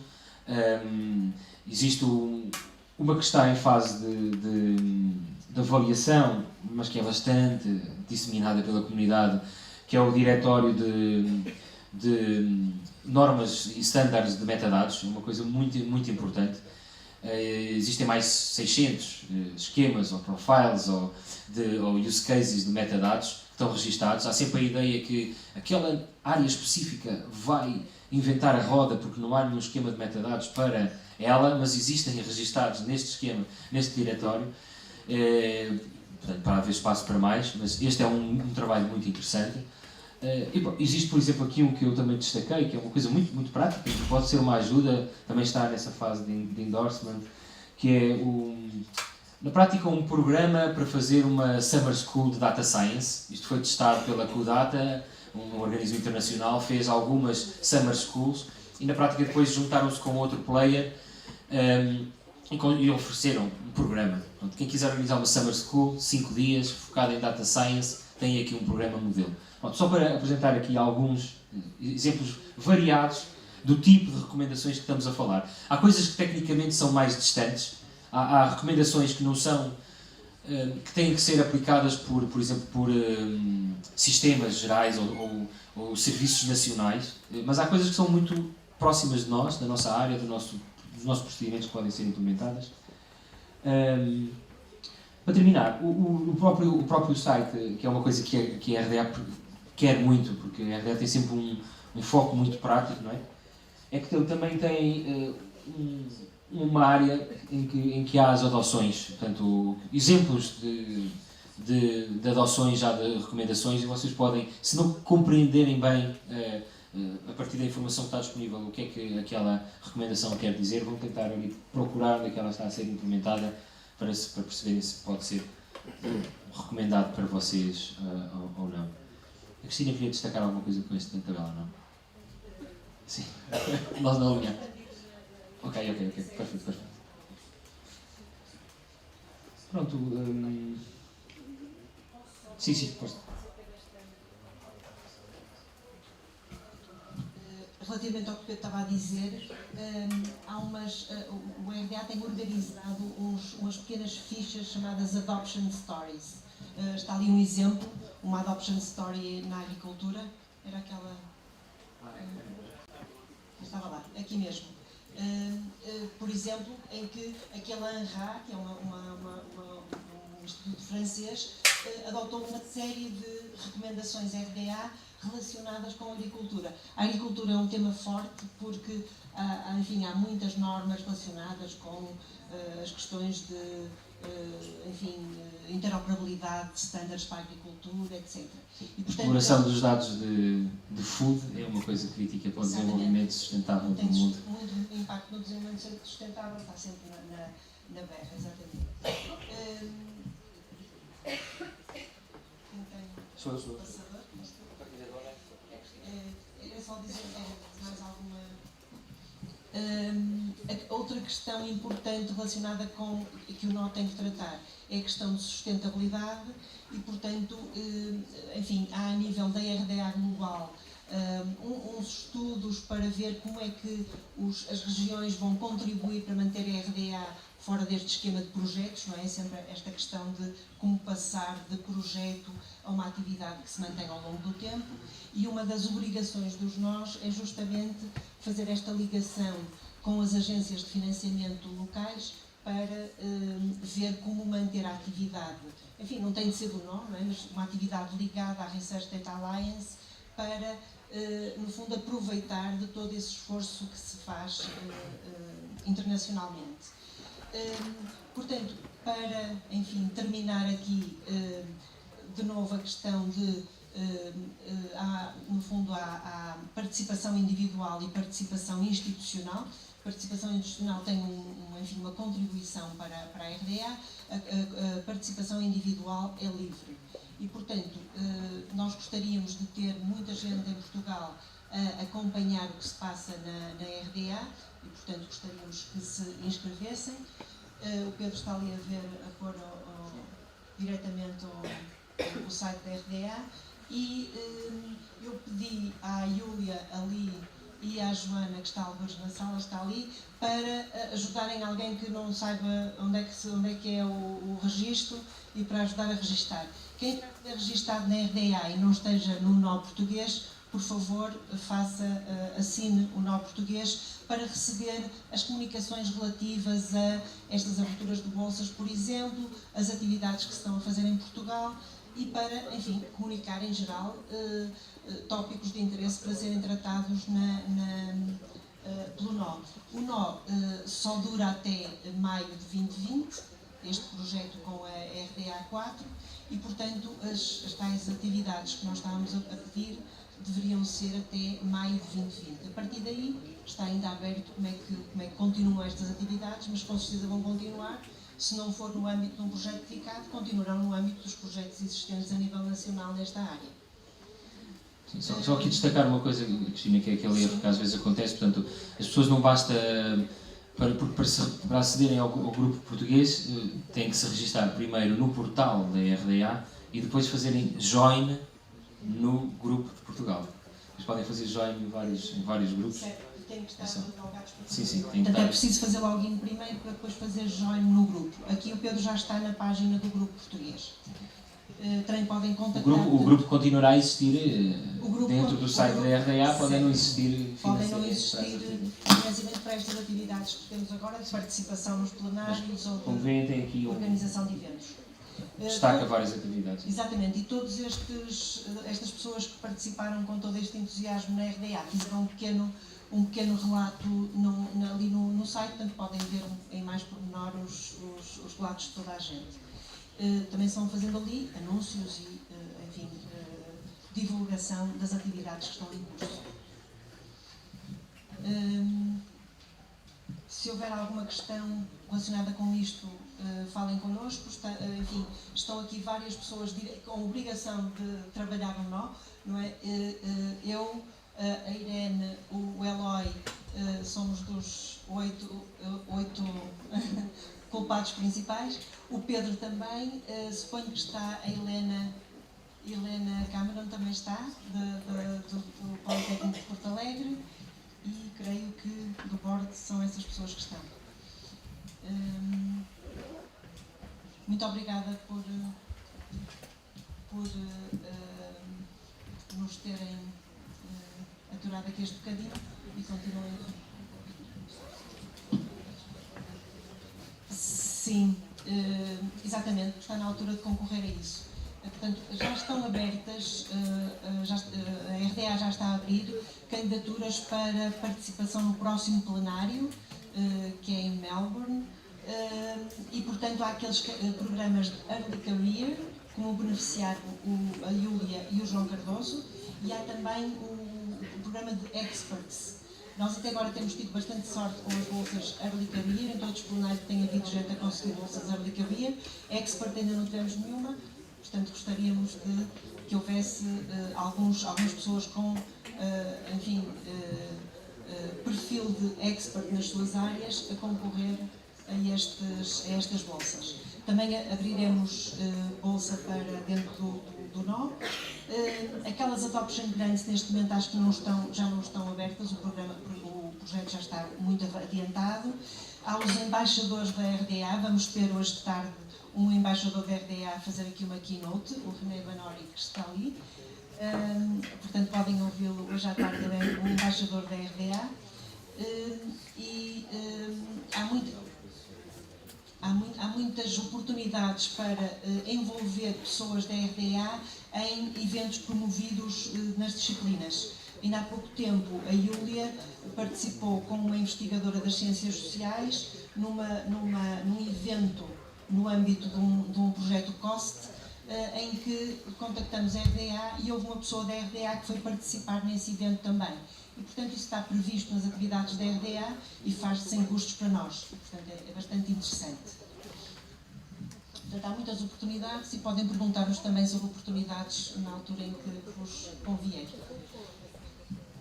E parece-me que, se houver perguntas, façam favor. Estamos na altura. Podemos reservar 1 minuto ou 2 para perguntas, mas... Senão também temos o almoço. Estamos sempre juntinhos, assim, apertadinhos, portanto, vamos fazer muito networking. Pronto, terminamos.